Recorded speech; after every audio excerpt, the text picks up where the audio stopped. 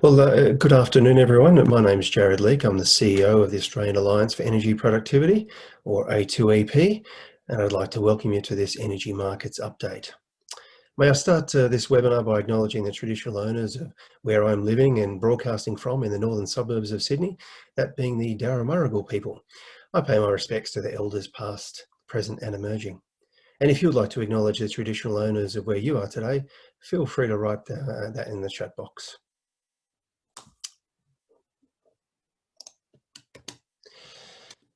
So for those of you new to A2EP, we are a non-for-profit organisation funded by members who share our mission to double Australia's energy productivity.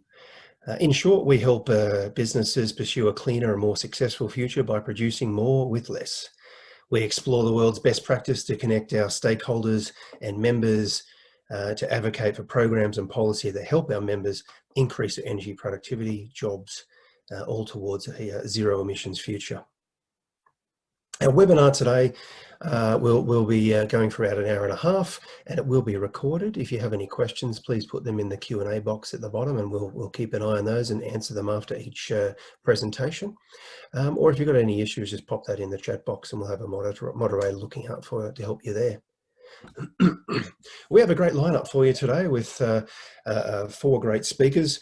First of all, we'll be starting with Tennant from AIG, Head of Climate, Energy and Environment Policy, followed by Paul Lang as the Manager for Large Energy Users in the Department of Energy, Land, Water and Planning, Victoria, followed by Mick O'Flynn, the Director of Sustainability in the Department of Planning, Industry and Environment. And finally, we have Nick Balgue, Manager of Business Solutions for Industry and Infrastructure from Sustainability in Victoria. So without further ado, we're going to kick off with Tennant Reid. Tennant, I'll stop sharing and hand that over to yourself. And Tennant, we'll let you start with your presentation, and looking forward to the energy market update that you provide for us. Over to you. Thank you very much. And there is a lot going on for people who spend their lives living and breathing energy policy, energy markets, climate policy. It is hard to keep up at the moment. So I'm going to step through a few elements of what is going on broadly in energy markets. Gas prices are heading back up. Power prices remain down in reliability. Gas reliability improving. There are question marks, but maybe with some answers coming about power reliability later this decade. In energy policy, there's a big development in the federal budget of interest from an industrial efficiency point of view, which is CBB, crediting below baseline. There's one big argument and maybe a bunch of generally agreed good ideas coming out of the NEM post-2025 design effort. And there's some interesting developments in arguments about the role of gas in the power system. And I'll recap, if there's time, a little bit of the major movement internationally and subnationally in climate policy. So looking at the energy market side of things, one big mega story that is lying behind some of the other things that are going on is that oil prices have basically now recovered to pre-pandemic levels after the extraordinary dip that they saw last year, driven both by the pandemic and by shenanigans going on between OPEC and Russia. Oil prices are a major influence on gas prices in East Asia. East Asian gas prices are a major influence on Eastern Australian gas prices.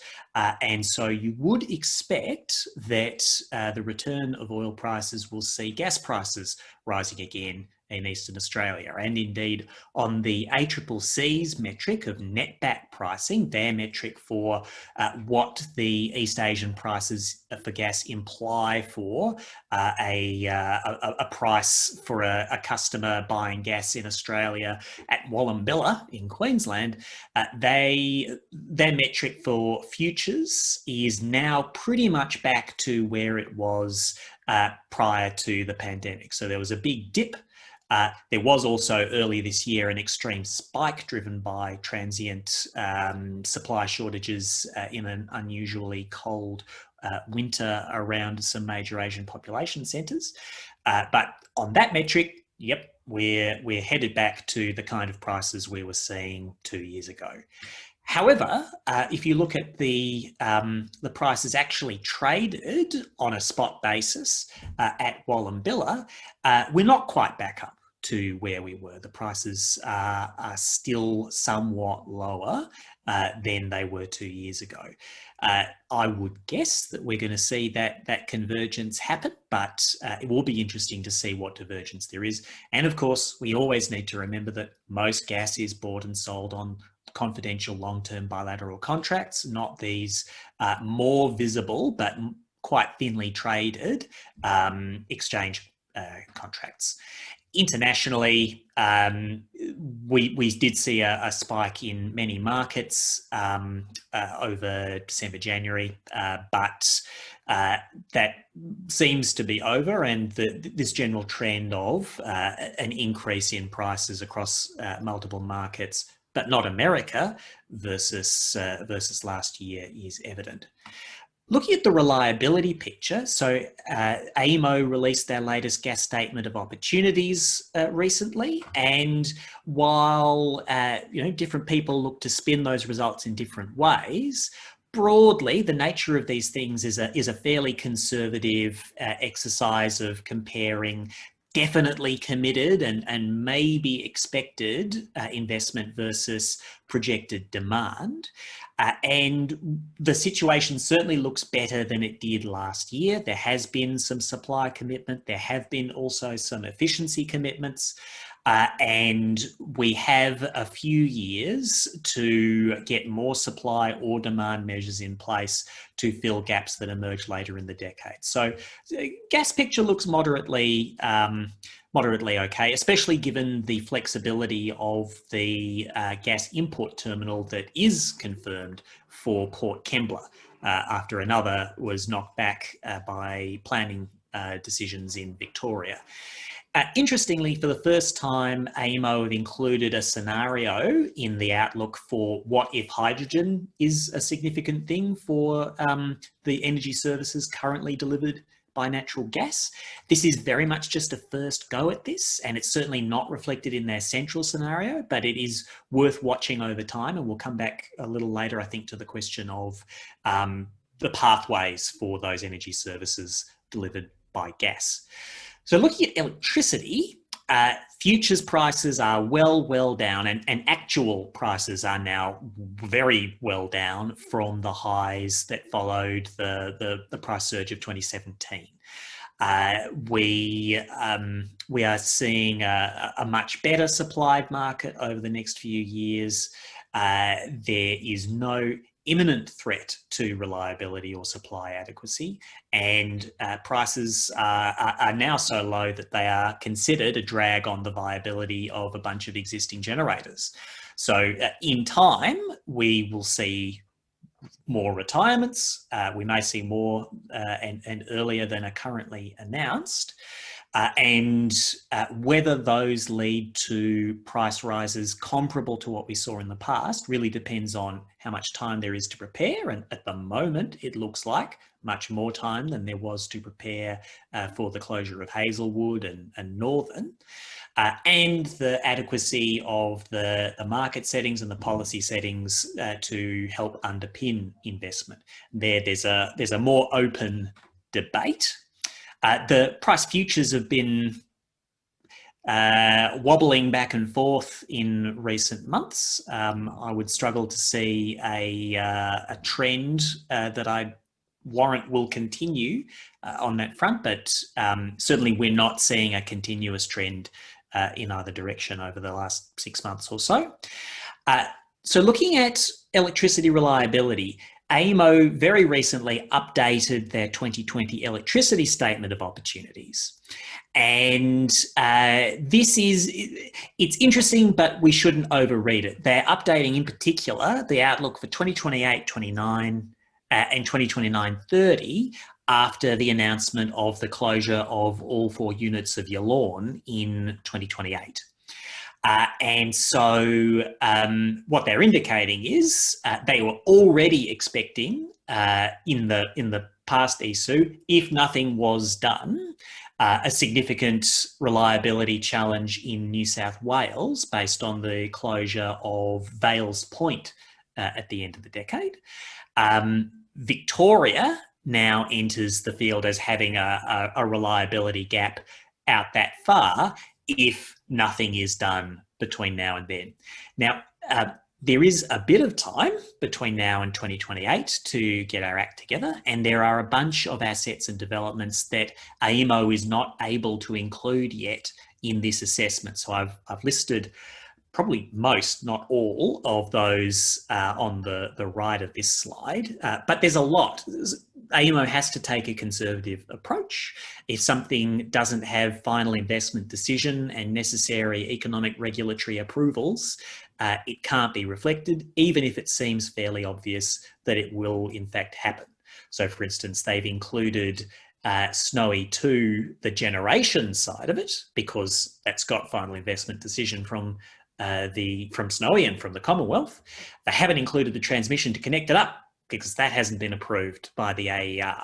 You might think it sounds a bit absurd to assume that the generation will be sitting there doing nothing, but that's just how the rules of the game play out for this exercise. So I wouldn't be hitting panic stations just yet about reliability in either New South Wales or Victoria for 2028. There's every prospect of the private investments and the public investments and the policy measures that are in train more than solving that problem.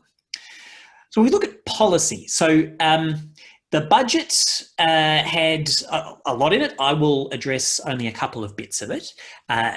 Energy and climate were a minor theme in the budget overall, at least by dollar value. One very interesting element is the $280 million for crediting below baseline. So many of you will be aware of the safeguard mechanism that accompanies the Emissions Reduction Fund, which imposes emissions baselines on large industrial facilities with emissions above 100 kilotons of Scope 1 emissions annually.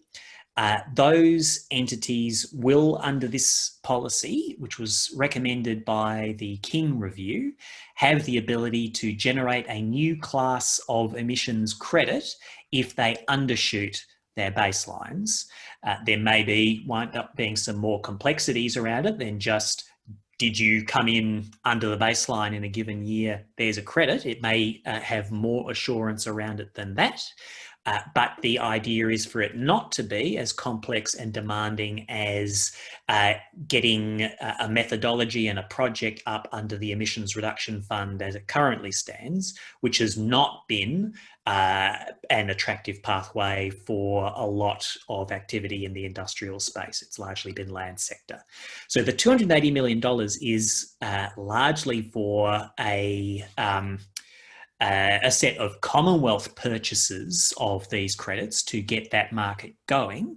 Private demand would depend on whether there is voluntary demand and probably really ultimately on whether there are decisions made by future governments to ratchet down benchmarks and baselines in the emissions reduction, in the safeguard mechanism.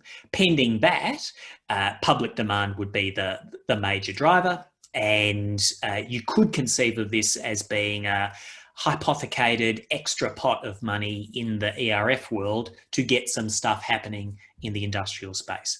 We would guess that the bulk of that will be industrial energy efficiency projects among larger bidding sites. There are some other elements that are of interest in the budget, including the money announced a couple of weeks back for hydrogen hubs, carbon capture and storage hubs, and a range of other developments. Whether the CCS money gets spent in the end is a bit up in the air. There have been plenty of announcements before, and in the end, not a lot tends to get spent. Hydrogen spending, I think, will depend on how rapidly demand for hydrogen firms up, and there is some Australian influence on that, but a lot of that is about other countries' decisions. And there was also a bit of money for gas-related stuff, not as much as you might think, given the how large gas looms in rhetoric. But there was some money to help facilitate some gas peakers and to help them be hydrogen ready. And I might just change my order here. I'll come back to the NEM25 in a moment. There were a couple of very interesting reports earlier this year, one from the Grattan Institute and one from Frontier Economics for the Pipeline Gas Association, both looking in different ways, in part at the role of gas generation in an electricity system that's heading for very high levels of renewables and aiming for a role in a net zero emissions economy. And they both came to very similar conclusions, which is that there is an important role, but in volume terms, not necessarily a large one, for something that either is a gas generator or quacks like a gas generator in a very heavily renewable economy. That there is a substantial cost gap, system cost gap, between a 90% renewable system and a 100% renewable system. And that the costs of assuring supply adequacy during rare but extended periods of low renewables supply is what the bulk of that challenge is. So generators that are cheap to build but very expensive to run, like gas generators, or even more so hydrogen fuel generators, are a reasonable fit for that kind of role, whereas other forms of flexibility may be great for regular use or great for short use, but not great for rare long use. So interesting fuel for debate. That brings us to the redesign of the national electricity market, which the Energy Security Board, as one of its final acts before it is currently set to evaporate in July, has put out the latest iteration of their developing proposals for reforming the market. There's a lot in there. Quite a lot of it is not necessarily controversial. There probably is a lot of convergence around most of the essential system services reforms. The demand side participation reforms are a little more signalling directions for further work rather than crunchy things to be done right now. And the access and transmission side of things has gotten less controversial by punting the Kogati reforms into a future argument and concentrating on arrangements inside renewable energy zones and the cost sharing and approaches to transmission within those. So what shapes up as the controversial element now is part of the resource adequacy stream, where among the proposals is a physical version of the retailer reliability obligation. This is strongly advocated by some ministers. The federal government is a big fan of the PRO, and it would function it is said that it would function a little like a decentralised capacity market, providing a market for certificates tied to physical resource assets that would, in theory, underpin more, maybe adequate, maybe more than adequate, investment in resources, to dispatchable resources, to help the system deal with increasingly heavily renewable base. I've heard quite a bit of stakeholder disquiet with or opposition to the PRO. This debate is going to have to play out pretty quickly because decisions in theory are being taken in just a couple of months' time. But the PRO is the big thing that there's not necessarily agreement about yet. Turning quickly to climate policy developments that have some relevance, there's been a lot of stuff going on internationally, a lot of stuff, and we can expect to see more in the run-up to the COP26 summit in Glasgow later this year. For all of us, it may well be a virtual summit with negotiators there in reduced numbers and the rest of us on Zoom. But we'll see. It's nonetheless leading to a lot of enhanced commitments by many governments. So some major economies up on the screen there.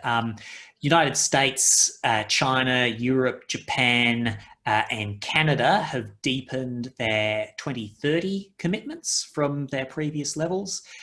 Those countries plus Korea have deepened their 2050 commitments, and all those economies plus India have been deepening their actions that they say they will be taking towards their commitments. Australia, so far, we're still painstakingly crab walking towards a net zero by 2050 commitment, or more definitive language about that. A medium term commitment changes, it does not seem to be even at an embryonic stage at this point, and there have been some announcements around technology funding. But so far we are looking on the lagging side among major economies at the moment. So nationally, that's just a recap there really. Subnationally, there is more going on, although quite varying levels of specificity and mechanism between the different states. So you might say New South Wales has perhaps the most ambitious substance of policies relevant to climate of any of the states, while Victoria, as of weekend before last, has the most ambitious targets of the big states. I'm sure Tasmania and South Australia will contest the title of most ambitious overall. But there's a lot of work going on to flesh these things out. So in the case of New South Wales, the electricity infrastructure roadmap is a very big deal, and a very intense consultation is now taking place on fleshing that out, including the elements of how will any costs of that scheme be determined, and how will they actually pass through to electricity users through distribution charges. The detail of that will take a lot of work. And Victoria is about to do quite a bit of work and consultation on gas transition. Gas transition is coming up in a lot of contexts: National Construction Code, distribution network, economic regulation. What is the best pathway for the energy services delivered by gas today? And it's going to be pretty important for us all to grapple with that. I might stop my comments there, and we've still got a couple of minutes for questions. Wonderful. Thank you so much, Tennant. Once again, a lot of information beautifully distilled, so thank you. If I just might kick off with the first question there, and encourage people to write a question in the Q&A there, and we'll take those. Tennant, regarding this CBB, I think you mentioned 100 kilotons per annum of CO2 emissions. That's pretty big users. That's not going to be affecting too many people, too much industry there.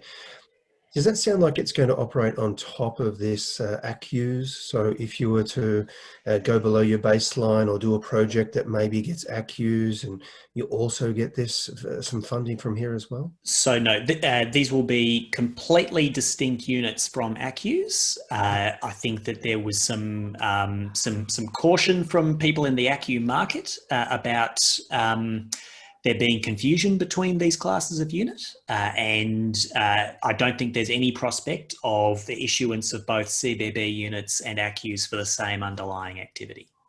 Okay, so something different there. No doubt at a higher value, I guess. Well, certainly, yeah, it will come at a higher cost, and it will deliver smaller abatement numbers for the amount that is spent than what's allocated to the ERF. And I guess the theory is that we do need to do some stuff in the industrial sector, even if it comes at a higher cost than stuff in the land sector. Very good, thank you. No other questions coming through there. I'll maybe just put a little, maybe a half comment and see what your thoughts there are then, Tennant. Electricity prices, virtually the lowest they've been for seems like some 15 years, certainly if you looked at it in a real dollar value. I've been hearing that that's actually reducing the likelihood of on-site behind-the-meter solar PV projects going ahead. Any thoughts on that one? Do you think we're going to see a stall here and maybe some behind-the-meter on-site solar going ahead, or there's a fair bit of confidence this is just going to keep steaming on? Yeah, so there's a really big question mark over what the sustainable electricity cost or electricity price looking ahead is going to be. I mean, right now the wholesale prices are quite low. There's still value to be had in avoided energy or avoided consumption through self-generation, particularly if you can moderate your network costs and your peak demand. But basing decisions on what prices are right now is probably not the best idea. Forming a view of where they could reasonably be expected to be and what's likely to prove to be valuable beyond is a good idea. But there's like you find a very broad spread of opinions between the kinds of somewhat depressing system cost estimates that turn up in a lot of modelling exercises, where we should be thinking about maybe $80, $90 a megawatt hour power over the longer term. Versus some of the estimates of what may be achievable with both cheap renewables, but also effective use of small scale or large scale distributed energy resources and demand response to moderate the amount of dedicated storage required.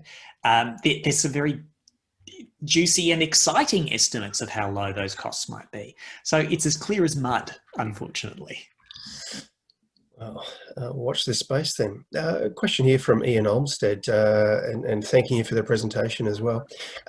For manufacturers that are more exposed to thermal/gas energy use, do you have any recommendations as how to best position ourselves for upcoming changes? Yeah, so notwithstanding that we've had a year in which wholesale spot gas prices fell quite low to levels I did not think would come again, there's no sign of fundamental changes in the features of the Eastern Australian gas market or East Asian markets that would suggest much lower price expectations in the future.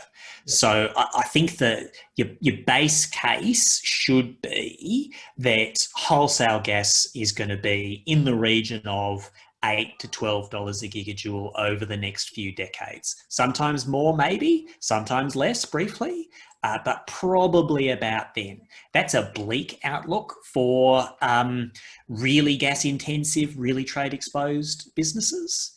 But it's probably the most sensible assumption to make. And that implies, yes, you should be looking at substitution opportunities. Now, some of those are not too cheap either. Like hydrogen in 30 years' time on a Bloomberg new energy finance pathway might be cheaper than gas today, but it's sure as heck not going to be, in the absence of a lot of policy, in the next 10 or 15 years. Electrification may be an excellent option in some contexts and not feasible in others. It's really, really going to be context specific what your best options are between solutions that better contracting, better efficiency, or different energy sources can make to your business. Absolutely, and certainly that's what we're seeing with various studies as well, that electrification, things like technologies like heat pumps, certainly below that 100, 150 degrees, as you start seeing this electricity price staying at a low level and gas price staying at that higher level, it really does give quite a step change and a shift, fundamental shift in the way you're going to produce heat, certainly going forward. Wonderful. Well, Tennant, I understand you've got to fly. So thank you very much for joining us today. Much appreciated. And we look forward to your next update in sometime next quarter. It's a pleasure. Have a great briefing. Okay, Paul Lang from DELP in Victoria. Paul, would you like to start sharing your screen and get us ready for an update of what's happening with in the world of DELP? Sure, let me just bring that up. Sorry.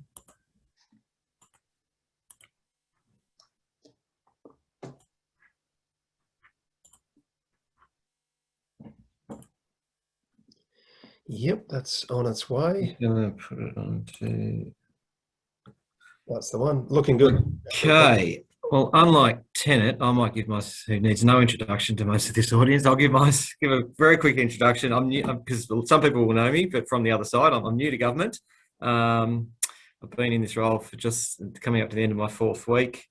Previously, I've been on the other side of the fence in the commercial industrial energy efficiency space, where some of you may know me from. So I've had various roles at Coles, AGL, Origin Energy, and recently at Schneider Electric. But I've come across to the government to work on the energy policy. So with an industry hat slant. So hopefully that's a good intro. So look, I want to give you an update on the Victorian energy efficiency programs. I've got about 6 slides. I've got a colleague, Lachey, joining me for 3 slides on Solar Victoria, mainly to talk about some business solar opportunities that we've got as well. So when I finish, I'll throw to her. But I'll kick off. So, sorry, I'm just going to minimise myself on the screen.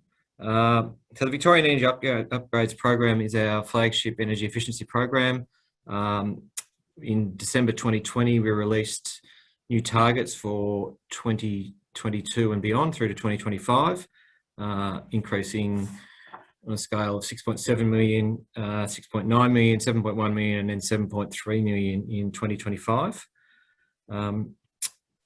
We've got a reduced gas use, I get planked to the strategy. The 2 main points I want to bring there are changing emission factors from mid-2021 and commencing new activities in 2021 as well. We've got reduced energy system costs and support for the energy transition. As we say there, we've got changes it's all with 2025 goals, commencing new activities and reviewing the Act. I'll talk about that on the next slide.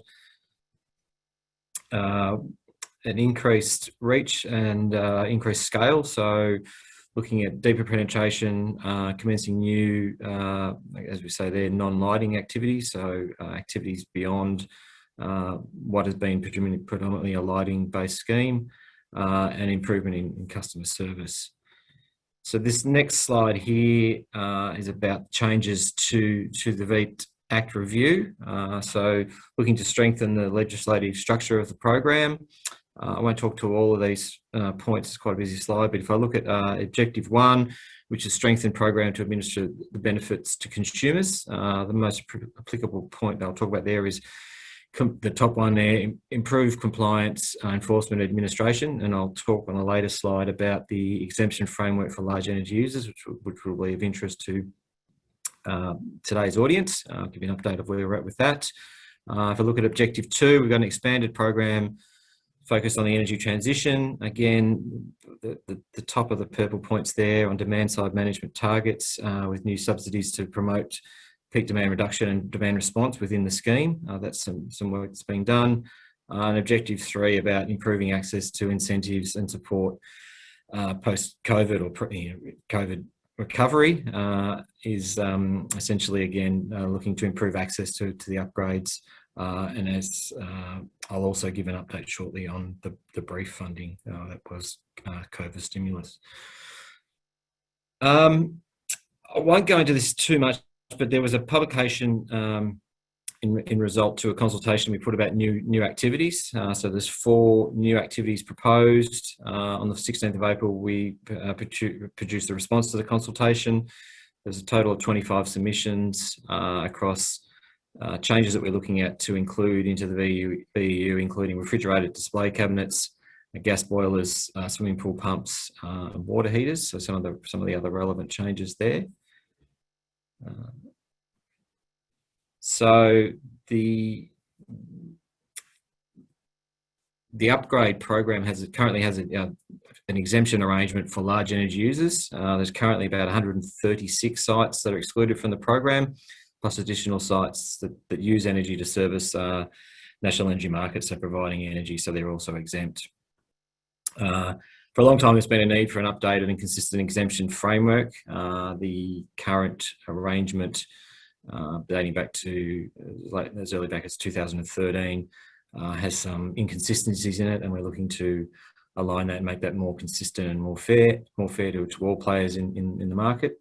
There's a consultation in late 2019 and 2020 on the proposed new framework. We had 22 submissions. The submissions were reviewed, and then obviously when we were about to announce that, COVID hit and hit hard in Victoria, as we know. So the decision was taken to undertake further, or delay the announcement and undertake further consultation analysis, to see what the impact of COVID has been for large energy users. That's the work that my team's actually leading now. We've formed a new team for large energy users that will take that work on. Through the process, we've had an industry reference group, and we had workshops in January and February to start that process, and we're continuing that consultation with that working group.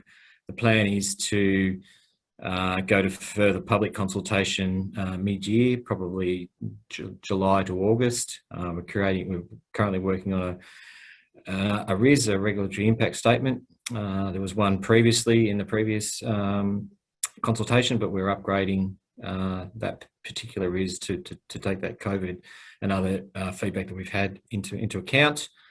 The proposal is that sites that will be eligible to opt out of the VEU program, if they use over 100 terajoules per year of gas or electricity, undertaking manufacturing, mining, or essential services, and demonstrate a best practice in energy management. And we're working on currently the wording is ISO 50001 or equivalent, and we're working on what a best practice energy management system would look like. Happy to take questions at the end or later on all of that.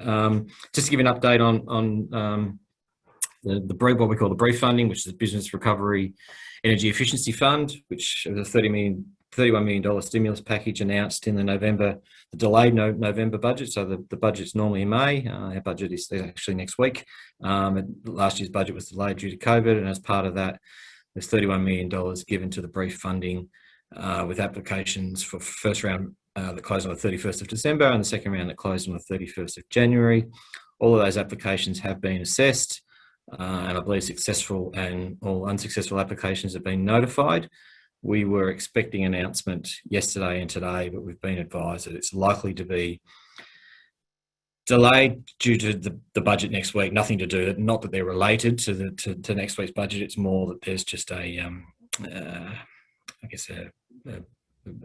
public announcement news. I won't use the word vacuum, but yeah, a bit of a black space between now and next week's budget. So that it will probably go out in the week beginning the 24th of May now. But those that have been successful have been working with the department to negotiate their contracts. So anyone that's successful or unsuccessful should know. But if there's anyone that hasn't heard or doesn't know that put an application in, please contact the brief team who you put your application to initially. The only other thing I'd like to say on that one is that there's just check my notes, there's a new business competitive program. I'm sorry I didn't have it on the slides, and I can provide the URL later on to Jarrod, who can share it around. But essentially there's a new program for manufacturing, which is essentially a grant program for manufacturing for growth and development of jobs. And essentially it's a $1 in and a $2 contribution from the business and a $1 contribution from government, up to a maximum of $500,000, and it could be for new equipment. There's details on there. The first round closes on the 20th of June, so Sunday the 20th of June, and there's a second round to be announced, which will be later on in the year, around August or September. I've got one last slide here that just gives an update on what we're doing in the residential sector. Probably not as applicable to the audience today, but there's a number of programs that my colleagues that sit directly near me that are working on in terms of social housing upgrades, VEU upgrades, minimum rental standards, 7-star homes, and the residential scorecard. I'll take questions at the end if that's suitable, but I will pass to my colleague Lachey, who's on the line, to talk about the solar programs. I'm going to drive the slides and hopefully you can hear Lachey. Thank you. Can everyone hear me? Yep. Okay. Yeah, great. Thank you. Thanks for having me today. So I'm going to, I've just got 3 slides to talk about 3 new programs from Solar Victoria.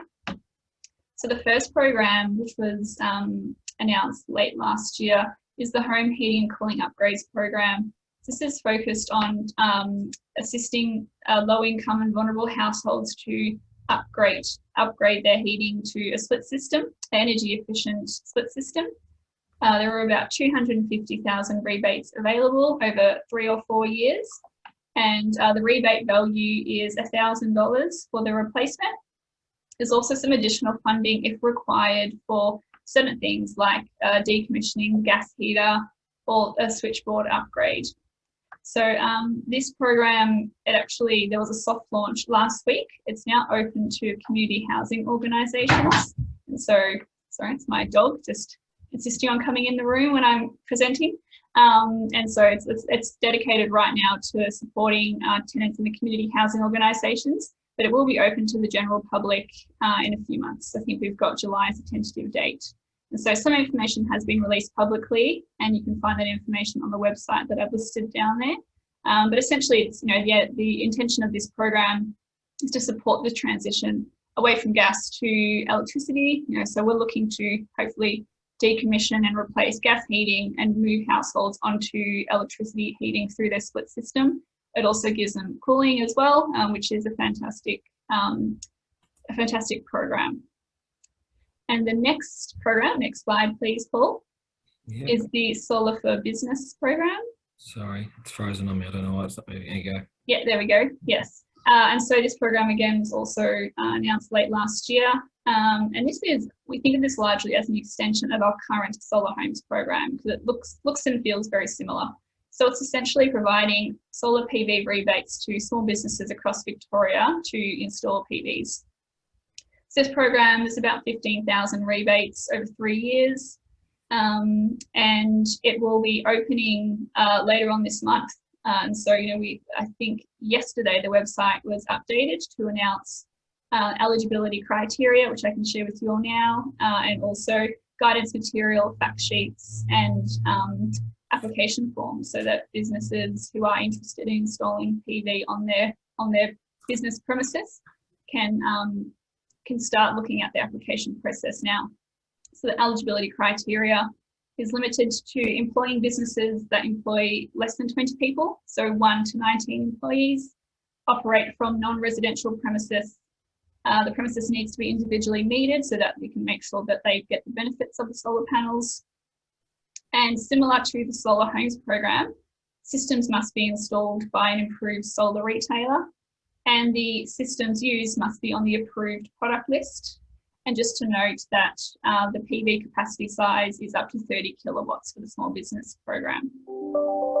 And more information can be found on the website down the bottom as well. Thank you. And then the third program is the Zero Emissions Vehicle program. This was announced the 2nd of May, I believe, so really recent. And this is part of a broader roadmap that was announced at the time to encourage the use of zero emissions vehicles on the roads in Victoria. And I believe the government has an aim for 50% of new lightweight vehicle purchases to be zero emissions vehicles by 2030. So currently, the program is very new. We're still doing a lot of engagement to, refine all the details. But right now, what we can share is that there'll be 1 subsidy for Victorian residents, 2 subsidies for businesses. It's targeted to lightweight zero emissions vehicles that align to the luxury car tax value of about $68,000. The subsidies are $3,000 off the price of a vehicle, And I believe the way it is going to be applied is that basically from Sunday the 2nd of May, if you've gone out to purchase a zero emissions vehicle, then you will be eligible for the program. In terms of the duration of the program, it'll last for about 3 years or until all the rebates are allocated, which I believe is about 20,000 rebates. And so our customers can go online to the website now and register their interest for that program. Thank you. Very good. Thank you very much, Lachey. Thank you, Paul. And Lachey, good to see things happening with EVs down in Victoria. Yes. Hopefully those businesses that put in solar put in some EV chargers as well then. Yes. Yeah. Question for you, Paul, and this is the big one there, I think from that presentation just now, is on this demonstrating best practice regarding to opting out. You know, and you mentioned ISO 50001 is one such opportunity, but it's certainly you could envisage a situation where, say, a business has maybe reduced their emissions by 5, 10, 20% over the last 5 years with a lot of energy efficiency initiatives. And then it starts becoming rather difficult to keep doing that. And ISO 50001 may not deliver any further improvements in their energy usage. Or another scenario might be where someone's just installed a brand new plant, state of the art in the last few years, already achieving, you know, world's best practice, or at least country best practice in energy efficiency or energy utilization there. What's your thoughts on that? Obviously, these are no doubt not new questions for what Delp's getting, but what's any thoughts on that one, Paul? Yeah, they're not new questions to Delp, but they are new questions for me. And I've been trying to understand that in the last 3 weeks since I've started. Now, I've also got another colleague of mine, Emma Jacobs, on the line if she wants to help start. But I will start by saying that, yeah, I think that is definitely one of the trickier parts of the exemption framework that we've been working on and what we're trying to do. And I do hear what you say there about what if someone, you know, has done a lot of work in the past and got to a point and redefining that the baseline versus what it might have been versus what it could be and how it will move. I'm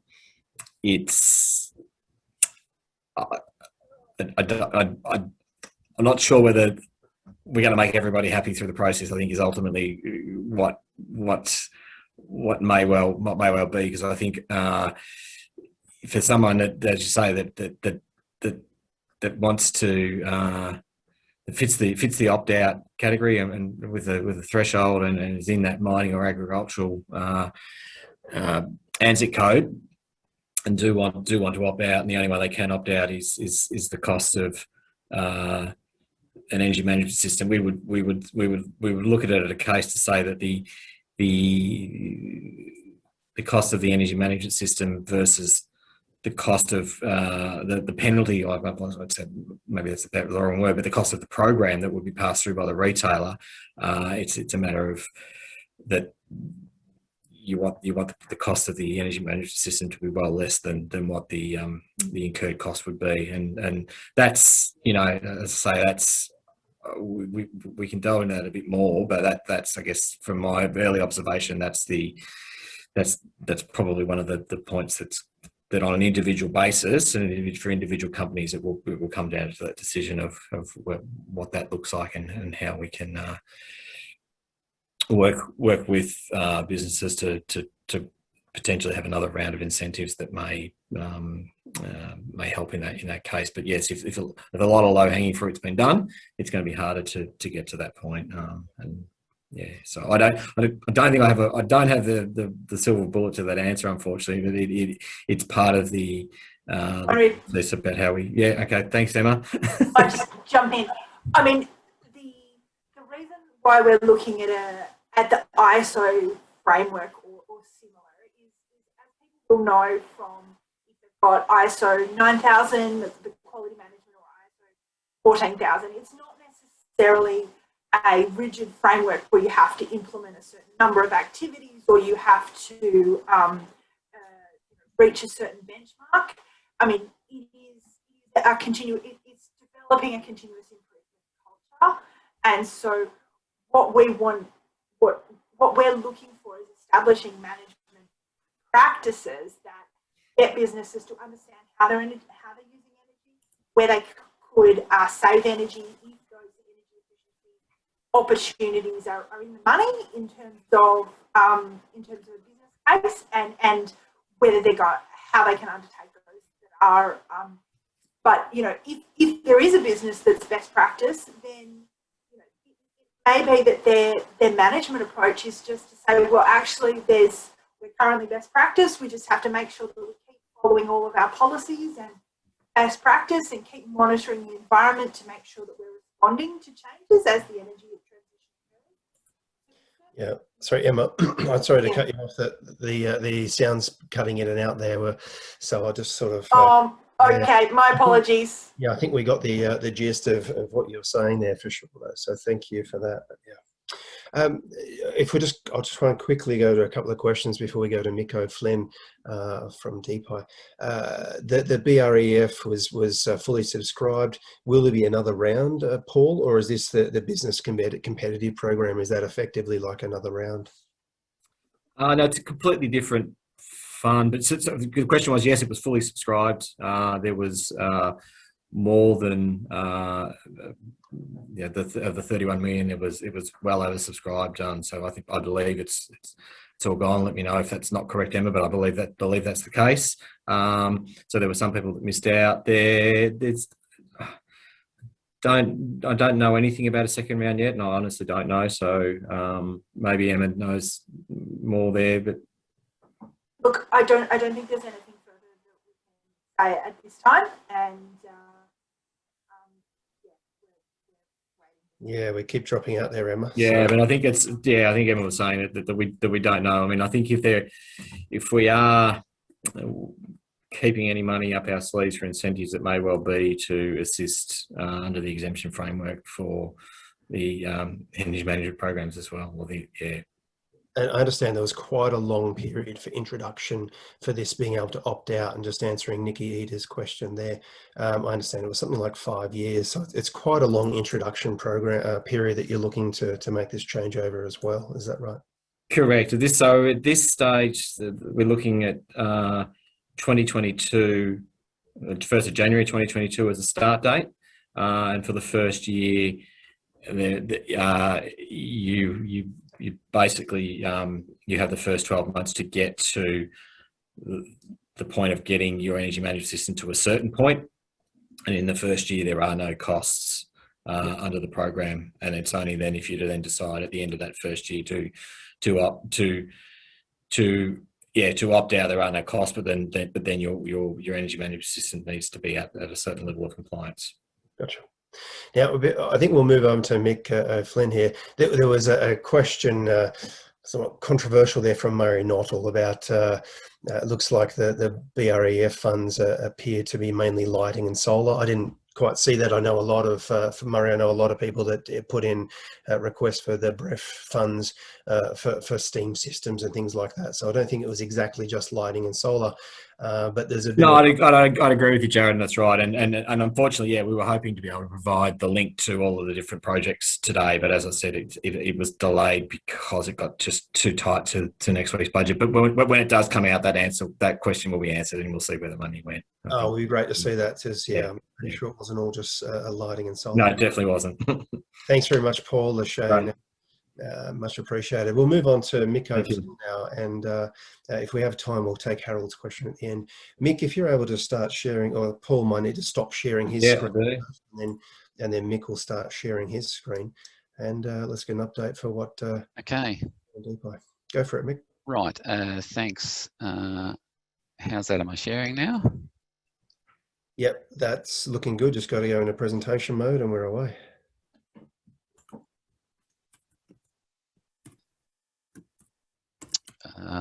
Sorry, got on the slideshow? No. Here we are. Is that better? Yes, we're in business. Okay, great. Okay. Thanks, Jarrod, and great for the opportunity to talk here.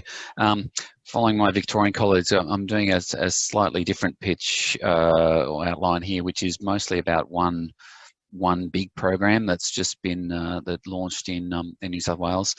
I will maybe do a smattering at the start and the end of some other things, but it won't be as comprehensive a wrap as as Paul gave, of the suite of programs in Victoria at the moment. I'll start off, so yeah, by way of introduction, myself, Director of Sustainability Programs in Department of Planning, Industry and Environment.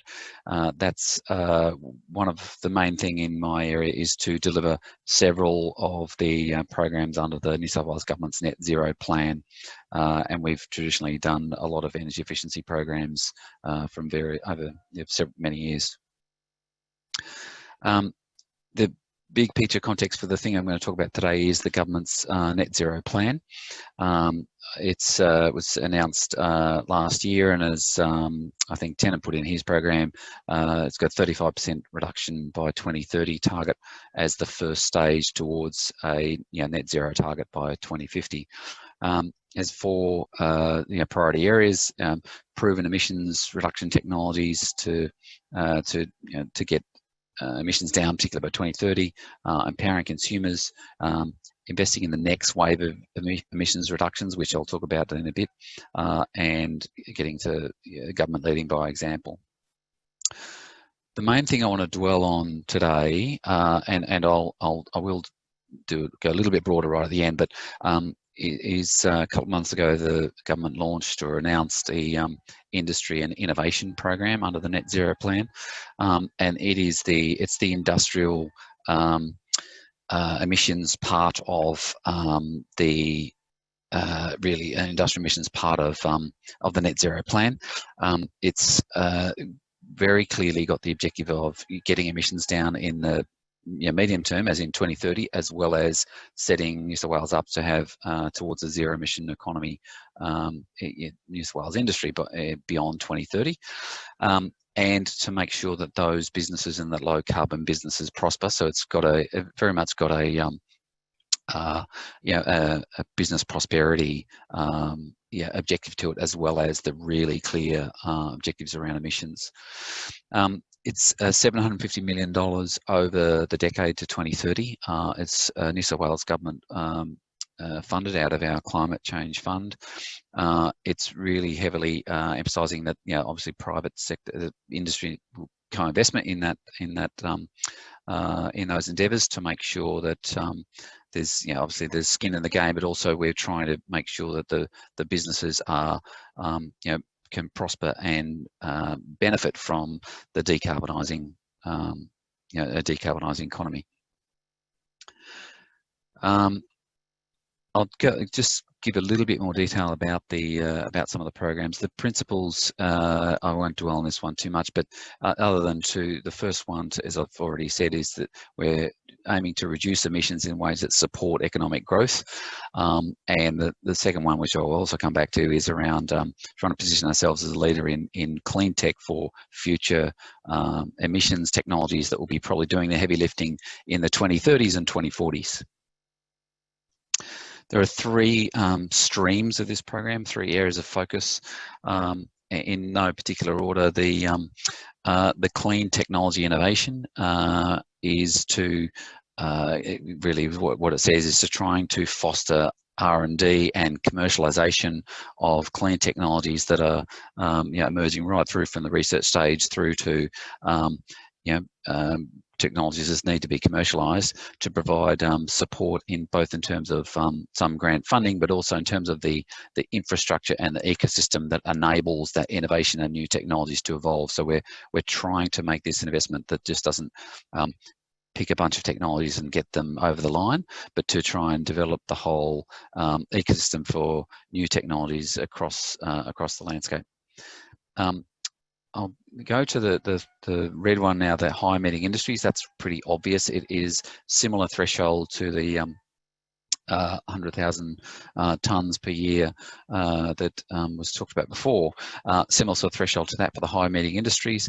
So that's roughly the 50 biggest emitters in New South Wales. So really is those huge emitters to help them make the sort of significant step changes needed to get on a low emissions path, and also in doing so becoming more competitive in national and international markets through being greener over the decade. The last stream is New Low Carbon Industry Foundations.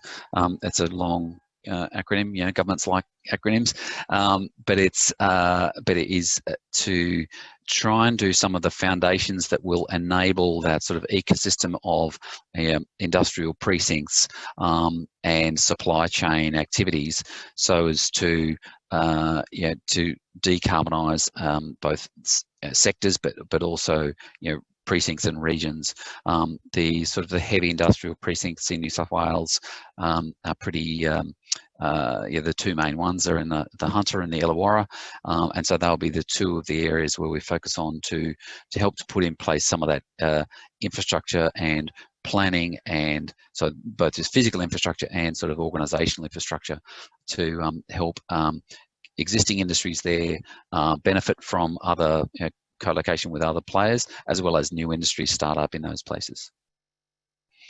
I've got a couple of slides about each one of those, and I maybe won't go into too much detail about all these, but as I said, of the three streams, the clean tech stream is really trying to support our ability to repeatedly innovate and repeatedly develop new technologies in New South Wales through the university sector and the other research organisations. It's heavily guided by a decarbonisation innovation study that was done by the New South Wales Chief Scientist last year.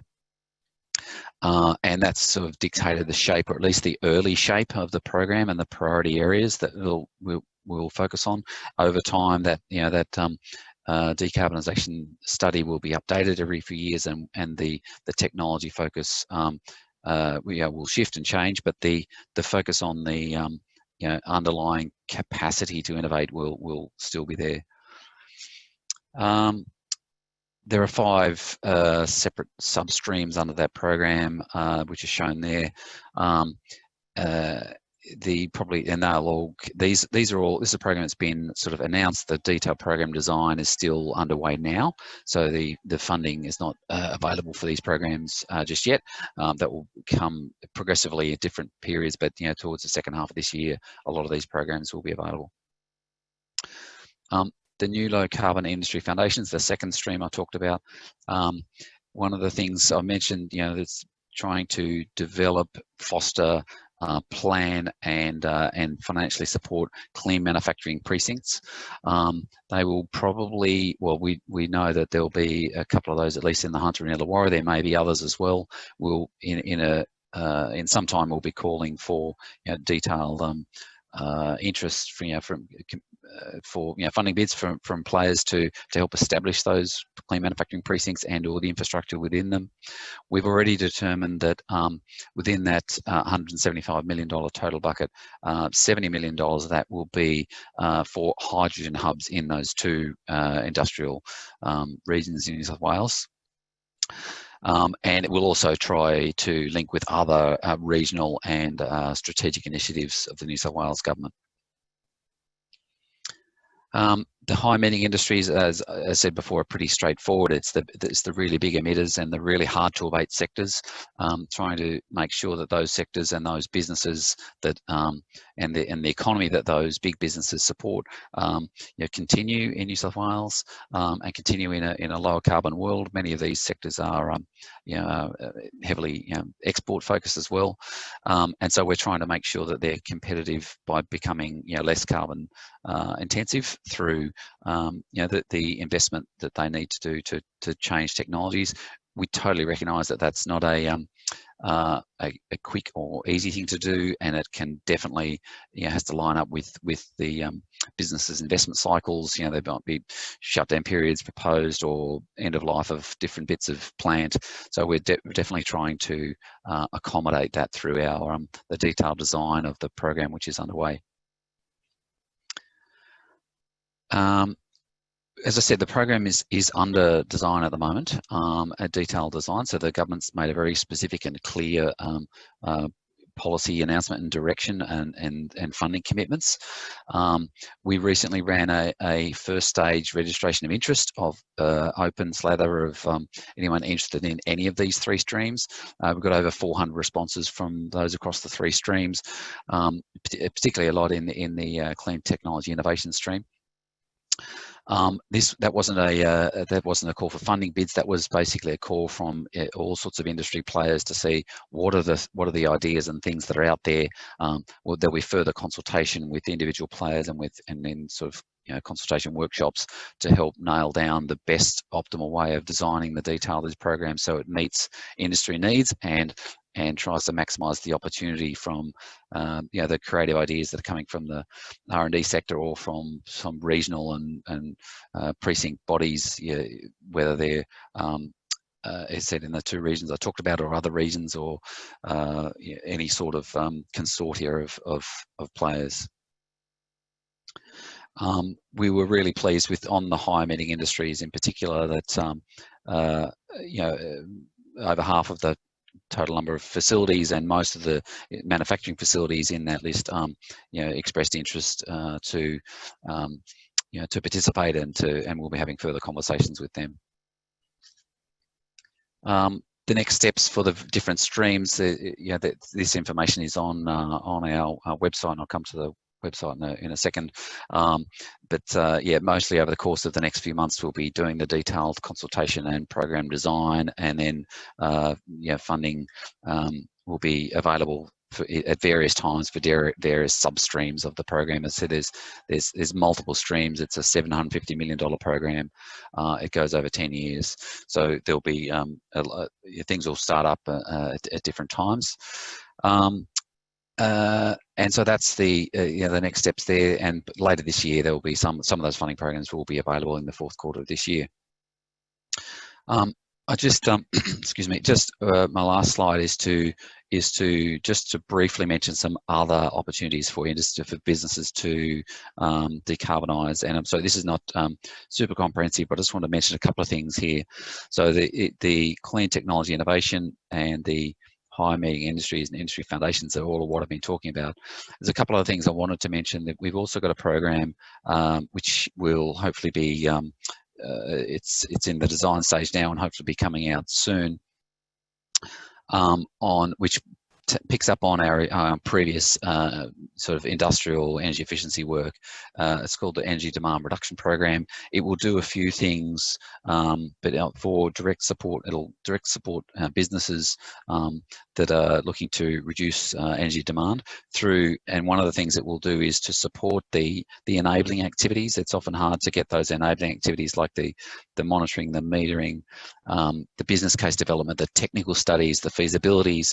Will be trying to support them so that it's not a capital upgrade process. There'll probably not be much funding in that for capital upgrade, but there will be some funding for those enabling activities. And to go to a comment that was made earlier about the continuous improvement, one of the things that's trying to do is to improve the capacity of business owners to understand their energy use, their energy data, their energy opportunities, and to get good advice around what they should do about it, so that they are then more mature and can take that journey, go further on that journey.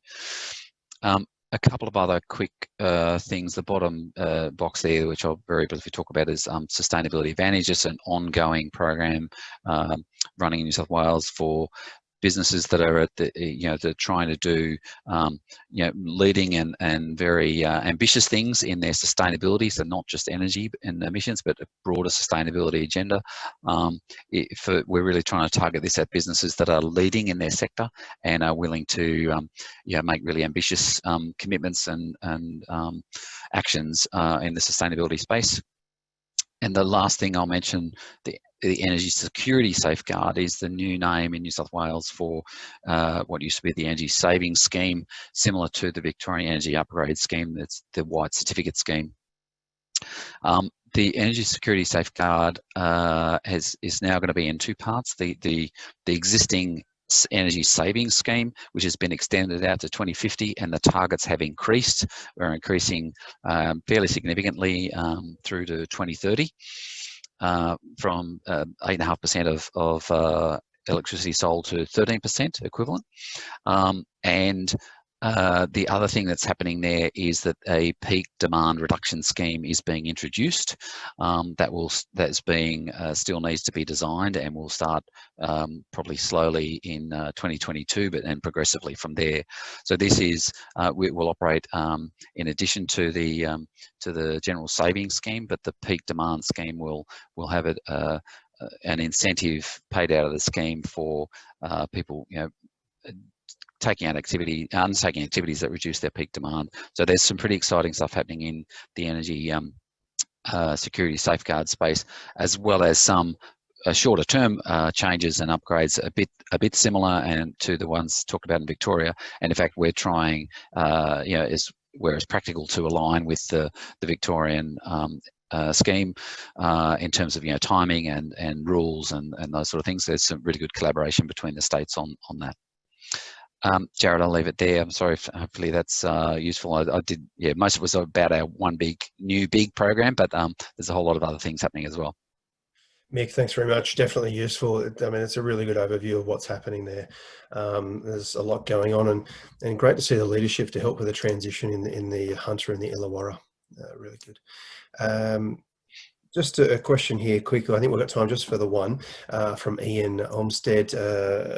Will there be any pathways within the funding programs listed to help further socialise the positive outcomes of the projects funded and assist the broader HEI and manufacturing sectors better understand what is working and why? Yeah, thank you. That's a really good question. We certainly the new low carbon industry foundation stream, which is aimed at, by definition, sort of a more collective effort between industry players. We'll be definitely trying to learn as many lessons from as many of those initiatives as there are, and sharing them. Obviously, from the high emitting industry stream, some of those activities will be bespoke and particular to a particular facility. But no, that's a good point. We always try to communicate and spruik the benefits and the good work that comes out of our programs. But it's it'll be particularly strong in the clean technology and the industry foundation streams. There'll definitely be a strong part of that. The whole clean tech agenda is about expanding the knowledge and awareness of good new things to be innovating with. Great, thanks very much, Mick. And while Nick Balgue will be loading up his presentation, just a quick comment from you. As a story I heard today about metering and monitoring was that in a hotel there in Sydney, where some metering was installed and monitoring using watt watches and a provider looking on the top of that, that one system saving $250,000 a year in energy, where they could then work out the air conditioning setup was done incorrectly, and where the sensors were placed was done incorrectly. $250,000 a year just from setting up the right metering and monitoring. That's great. As you would know, Jarrod, because some of the work we've done with A2EP, we've found a lot of that, the metering and monitoring stuff through, sort of steam and compressed air and all those things. There's just massive savings to be had there. And we're hoping, I didn't mention it, but that we're hoping to have a metering and monitoring offer of funding coming out in the shortish term, not a huge scale, but to help more businesses get the benefit of that sort of thing in the industrial space. Yeah, excellent. Thanks very much, Mick. Nick, I'll hand over to you. If you start sharing, we'll have a quick update there from on CBIC and SV in general. Yeah, thanks, Jarrod. I'll just give it a shot. If you can let me know if I'm sharing or not, it'll be Andy. Coming through nicely. We'll just throw it in a presentation mode and away we go. Okay, does that look about right on your end? No, we've gone the wrong one. So if you go up to display settings up the top left there, and just swap that over. You press on display settings. I've got a new share. I think, screen 2. I think this one. Yep, we're a business. It should be it. Okay, great. Yeah, well, thanks for inviting us along. I'm here to speak about the two sort of programs that my name is Nick Balgue. I manage a business solutions team at SV, and there's two programs we're currently working on. The first, which is a bit outside the scope of what's being talked about now, it's a circular economy business innovation centre, effectively the focus of this program is primarily on waste, but obviously there's a big component of embodied energy within that. The second program I'll speak to after that is the Small Business Energy Saver program. So with regards to CBIC, as we call it, it's part of the Recycling Victoria 10-year policy plan. And under that policy, there's over $300 million in funding that Sustainability Victoria is delivering the majority of. So the key objectives there is to transform Victoria's recycling sector, obviously with the China soil policy and other movements globally. It's a big issue for Victoria and other states. We're looking to generate jobs and create new economic activity. But where the CBIC more focused, other than say purely recycling reforms, is in the driving the investment in innovation to reduce waste, to actually avoid waste in the first place. So there's kind of three principles we look at in the CBIC, and that's really designing materials, products and services to eliminate waste and pollution, again, as opposed to necessarily just recycling. And by doing that, a lot of the things, the initiatives, the workshops, the forums, the topics we look at focus on keeping products and materials in use at their highest value for as long as possible. So the CBIC is a virtual centre, a virtual sort of hub. I believe in New South Wales, you've got the New South Wales Circular, and then on a national level, we've got a Planet Arc Circular hub as well. So similar programs there. But at SV, the CBIC program also has quite a range of over $10 million in funding to support a lot of initiatives over the next 3 to 4 years. Each year there's a focus area for the innovation side of things, and this year is particularly being focused on food waste, so pretty heavy focus on that and interest within the funding rounds. We've also published a lot of research and findings. Again, on food waste, we've got the Path to Half report that was issued just the end of the year, providing a good research and pathway to the best bang for buck sort of opportunities across Victoria to reduce food waste by half by 2030. So excuse my coughing if it keeps on insistent during this. So the CBIC's objective is to bring together business, industry groups, research institutions, not-for-profits, to create some of the sort of solutions we're looking to find. And if we look at the sort of main objectives, you see things like increasing access to CE products and services. An example of that is the Buy Recycled directory we now have on the SV website. There's a lot of other examples like that. Material efficiencies across supply chains and individual businesses. SV has a history of running many material efficiency programs for manufacturers. Sort of lean methodology and looking at how you can be more efficient with resources there, very similar to sort of energy audit programs in the past. I must admit, we haven't probably seen as much interest in that area from manufacturers to this program, but it is still available there. And then with new circular CE business models, we're looking at sort of, we've had interest for projects and programs that looks at products as a service and sort of a share economy, and looking at sort of the maintenance and repair and disposal side of products and how they approach their business models, whether they're new and startups or expanding on existing businesses. And then the last objective is sort of new materials and markets established. So really, we're trying to get producers to switch to making products 100% renewable in that case. And examples of that are sort of a lot of railway sleeper projects. We've had some projects with shopping trolleys made from fully recycled soft plastics, and just to name a few projects there. So what have we been up to? What has the CBIC been doing? So we've run these 2 funding rounds recently. The last closed, I think it was in March. The Innovation Fund was sort of one stream, and the Business Support Fund was another.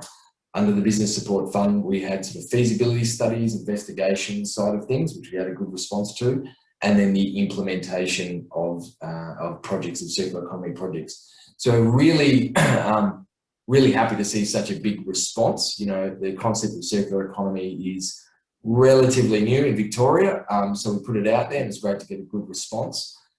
We've been doing a lot of one-on-one, trying to connect interested businesses with opportunities in the field, like a lot of the collaborations. There's a lot of people just looking to connect, just to explore their opportunities that they've got in mind. So a couple of examples are edible coffee cups, biodegradable coffee cups, with compostable cling wrap. We had a company converting food waste to create fertiliser and pet food treats. We've had reusable packaging systems in hospitals, fashion companies, which textile waste is a big issue, launching programs for buybacks and bring back return schemes. So we continue to hold a range of industry workshops and roundtables. The most recent we did was with the world-class, so with the dairy sector, in partnership with Dairy Australia and Stop Food Waste Australia. So a lot of industries are very interested in the topic, and we're getting great response in them exploring, the opportunities available. So in terms of how we can support you or businesses you deal with, you can register for a one-on-one meeting through the CBIC, so for that connection sort of service and facilitation. This particular event it's referring to, there's events coming up, they're sort of on pause for now, but the last one was Smart and Circular at Melbourne Design Week. That was really going deep into the way data and technology can reduce waste and sort of blockchain technology. And then we have our investment facilitation service. So we have specialised staff that can identify your investment opportunities and connect you with the right partners. So again, that's an offer available to all attendants here and potentially a client-based. Slightly off topic now, back to the energy space. The Small Business Energy Saver Program. So this was a $9.1 million program launched in November in 2020. The program, launched and opened up to be available in March 7th. And it is primarily a COVID response measure, a stimulus program, really focusing on small businesses, obviously affected by COVID quite heavily here in Vic. So we're trying to reduce the energy costs of small business, encourage uptake of VEU, and assist in reducing greenhouse gas emissions, of course. It's $5 million available in funding, and we're looking at upgrading 5,000 businesses by mid next year. And it's eligible to small businesses with the 1 to 20 employees. I should note here that small businesses, particularly in Victoria, as of this month, on offer, they will have this program. As Lachey brought up, they will have the Solar Victoria program. They're eligible for small businesses, which is great. So that's 15,000 rebates available. And then for primary producers, we have the Agriculture Energy Investment Plan. So that was a $30 million program. And then in the November state budget was extended to be another $30 million as well for energy audits and a variety of different energy efficiency upgrades. So for small businesses in Vic, there's probably more that's been on offer than before. The program offers up to $2,000 bonus available, and they really are for VEU or VET upgrades. So the design of this program is really to run in parallel with VEU as much as possible. And as you can see there, there's an added incentive for small businesses to take up heat pumps and a range of different upgrade opportunities. So far, the uptake's going reasonably well. We certainly need to accelerate a lot. And as many of you from New South Wales know, the ESS program, similar in VEU, there are eligible upgrades for small business, but the vast majority has been lighting. So what we're seeing this program, apart from providing a COVID stimulus response and savings for small business, is to really stimulate the market, get a lot more installers under VEU interested in VEU, diversifying some of the AP's business models because they've got to move away and transition from lighting. So we're seeing a definite interest in APs registering for different activities and wanting to become part of this program.